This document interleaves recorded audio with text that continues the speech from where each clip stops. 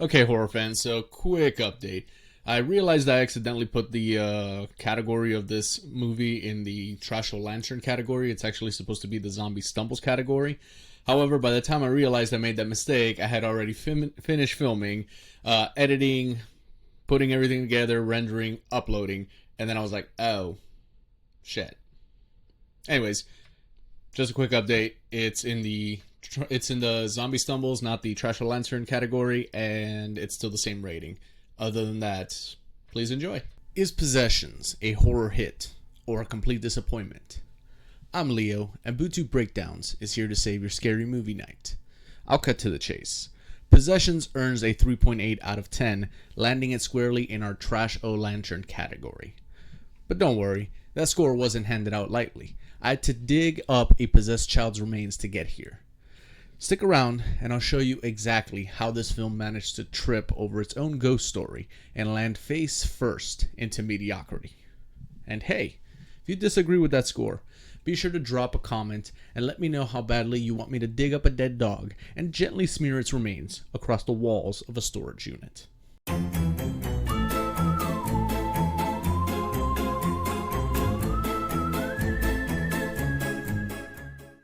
So what kind of movie is Possessions? Well, it's what happens when you take a widowed dad with a guilty conscience, throw him into a storage unit business, and then say, what if demons? But with a wholesome lesson about single parenthood. Pete, our sad dad with a tragic backstory, moves to a small town with his son Tyler after accidentally killing his wife in a drunk driving crash. So naturally, he buys a storage facility. You know, the normal next step after vehicular manslaughter. Tyler starts digging through random units like a raccoon with emotional issues and finds some cursed objects which, shocker, unleash some kind of demonic energy. From there, Pete watches his son spiral into full possession mode while the storage facility turns into a discount hellmouth. As things get weirder, Pete uncovers that the building might be more than just a creepy real estate decision. It might be a portal to evil Etsy. Cue shadowy figures, tragic backstory flashbacks, vague lore drops, and a dad trying to both defeat ancient evil and keep his son from becoming a demonic antique. That's the plot. Storage unit, daddy issues, and haunted junk.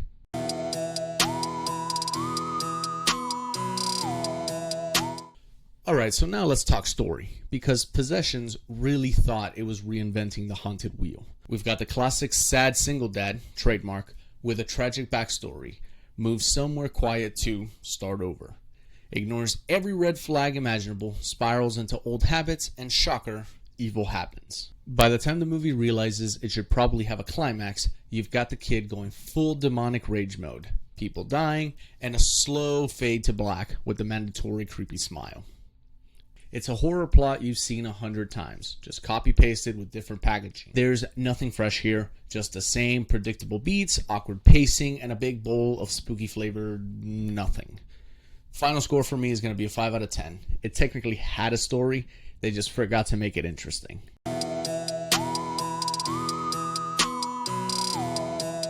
When it comes to pacing, Possessions wants you to think it's a slow burn psychological horror. But really, it's just people walking into rooms, looking mildly confused, and then leaving. Just empty spaces, occasional camera pans into absolutely nothing, and some eerie music swell. Like that's supposed to mean something, before cutting to the next scene. You know exactly what kind of movie I'm talking about. If you stitched together all of these scenes, you'd have a 5-minute short film that would still drag. Now do that 15 times, and that's our movie.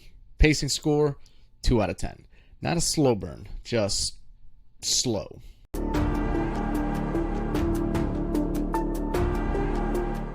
Alright, so was Possessions scary? Kind of. The way that Jack was revealed was solid. The dog scene in the beginning set the tone beautifully for the rest of the movie. Even the final moments when Pete's digging through the floor of that storage unit had a weirdly beautiful, dread-soaked vibe. The problem is, any momentum this movie builds immediately gets strangled by its own pacing issues. And just to make sure you're fully ripped out of the moment, it tosses in a couple of cheap scares. You know, the ones, random loud noises, nobody's on screen, No real payoff, just desperate plea for attention from a movie that forgets how to be scary. It's horror blue balling at its finest. If you approach it as a slow burn tragedy with some supernatural seasoning, it works better. But a horror flick, it's a soft 2 out of 10 on the fear scale after a 2-point cheap scare correction. Creepy in theory, but mostly just loud and tired in execution.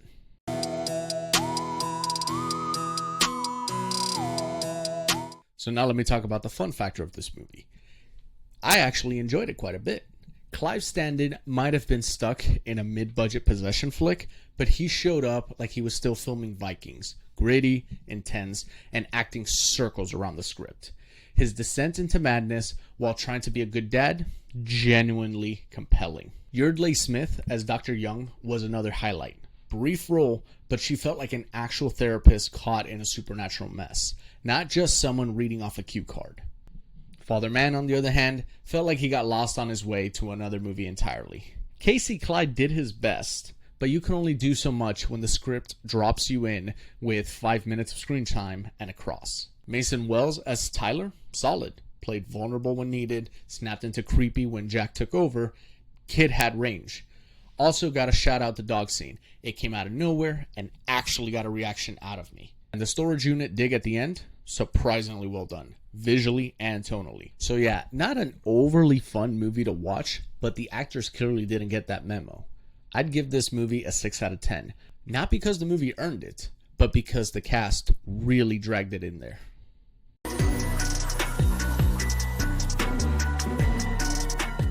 Now the ending for Possessions just limps across the finish line.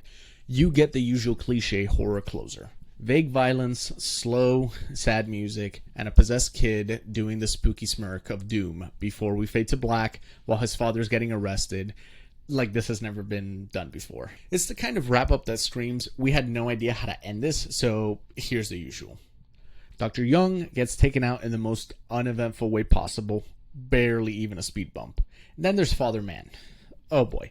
His death is weirdly specific and somehow still pointless.